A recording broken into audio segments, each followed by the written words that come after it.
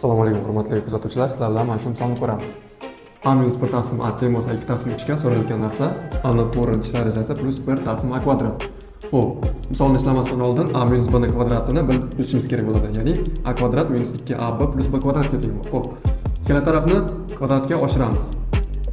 Xo'p, oshirsa, ya'ni A kvadrat minus 2 ko'paytiruv A ko'paytiruv B plus 1 taqsim A ni kvadrati teng bo'ladi 2 taqsim 3 ning kvadrati 4 taqsim 9.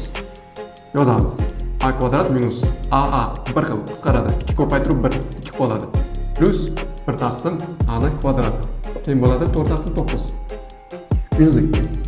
O'ng tarafga o'tadi plus 2 bo'ladi. Shunda qoladi chap tarafda A kvadrat plus 1 taqsim A kvadrat teng 4 taqsim 9 plus 2.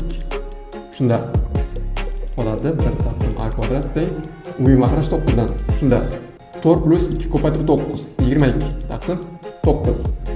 Boshiga qaytamiz endi. So'rayotgan narsa nima edi? Mana shu. Buni yana darsdan ixchamlab yozamiz. A ni 4 taqsim A kvadrat plus 1 taqsim A kvadrat yozishga bo'ladi. Yozamiz.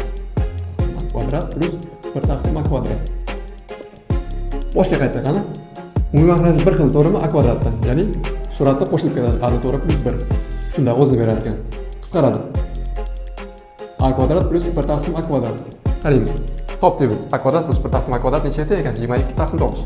Shunda so'ralayotgan narsa ham 22 taqsim 9.